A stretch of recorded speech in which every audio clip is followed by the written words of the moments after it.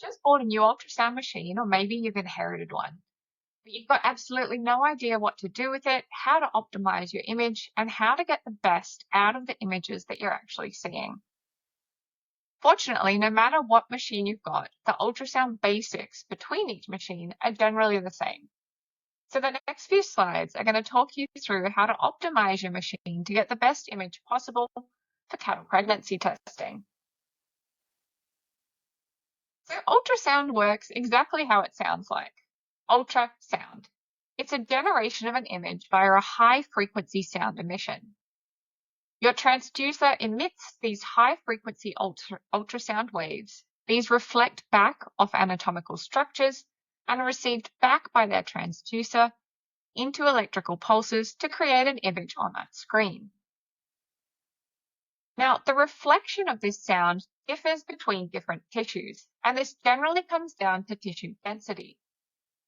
Now, this is great in the context of pregnancy because there are lots of different tissue types going on, which allows us to distinguish between maternal and fetal structures. So let's have a look at an ultrasound image. This is an image of a sheep pregnancy, but many of the components are going to be the same, except for the fact that this is a twin pregnancy. So we're hoping there's not going to be too many of those in cattle. Fluid does not reflect sound well, but it does transmit sound well. So the basis of most of your images is that your fluid should be black. By comparison, we've got our fetal skulls here. They have much more distinct white outer layers because of that dense bone structure, which is reflecting that sound to have a much more solid image. We've also got some cotyledons here, or placentomes. These are placental tissues and often pictured in grey because they're a median density between fluid and bone and therefore transmitting the sound to a different degree.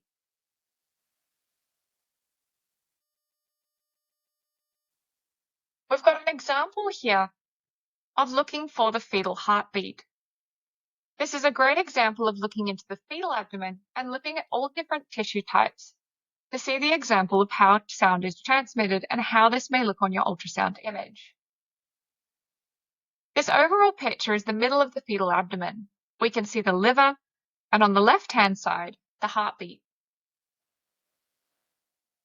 On the upper part of the image, we can see these white structures, which are the bone or rib cage, outlining that abdomen. The fetal liver is a fairly consistent grey structure interspersed with small black circles, which are vessels. Over here, as the scanner moves through the image, we can see that fetal heartbeat marked by the outline of the heart and fluid-filled chambers. This is another example of scanning through a pregnancy. In this case, the scanner is looking to see if there's more than one pregnancy or more than one fetus.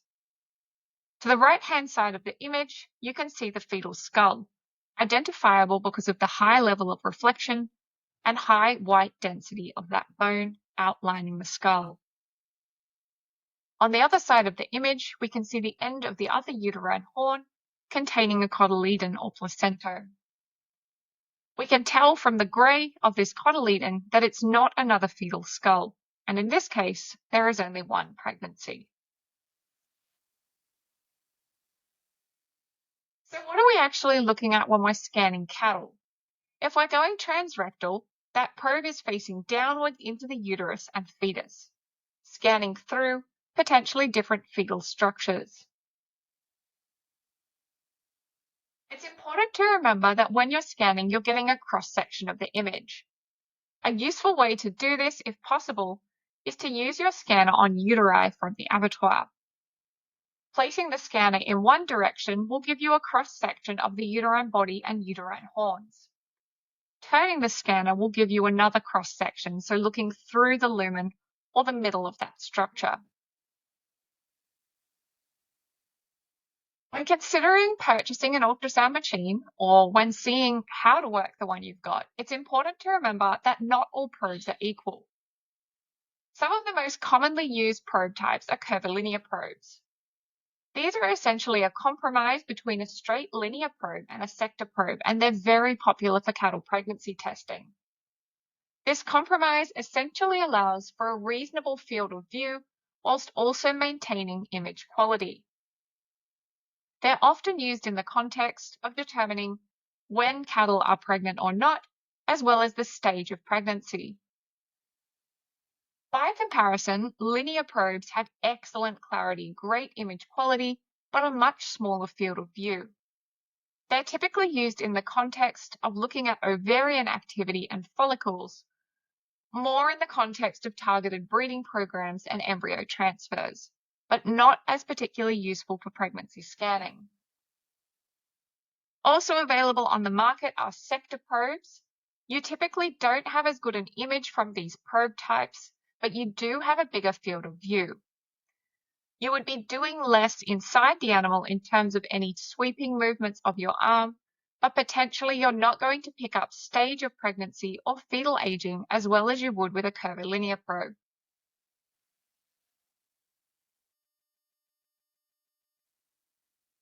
To optimize your image, you can actually change the ultrasound settings on your machine. If in doubt or new to ultrasound, it's a good idea to start with the presets, which often come with the machine, and work from there. The main factor that you would be interested in changing for pregnancy scanning is the depth of which that sound is transmitted or the depth of your image. This should be just below your focal point, so should be landing just below the body of the uterus to capture as much fetal anatomy as possible. You might also be interested in changing the dynamic range or gain of your image. These are some examples of changing dynamic range, gain, and depth. Dynamic range is essentially just the contrast between your shades of grey or the number of shades. In this case, we're actually scanning a human aorta, and we can see that the dynamic range is going up and down and bringing the amount that we can see in that image up and down. As the dynamic range is greatly decreased, we lose the ability to distinguish between the vessel structures and the surrounding tissues. Gain, simply put, is basically just the brightness of your image. Just like dynamic range, it's used to allow you to identify structures with more accuracy. You can overgain, in which case an image can appear washed out or too white, whereas having too little gain can mean that you can't distinguish between things like vessels, bone, fluid, and tissue. As mentioned, your depth should be just below your focal point, allowing you to capture as much of the image as possible without compromising on image quality. A good rule of thumb for playing around with your dynamic range and gain is that your fluid-filled structures should be black, whereas structures like bone should be white, and then everything in between, so maternal structures, placentomes, placental tissue, should be different shades of grey.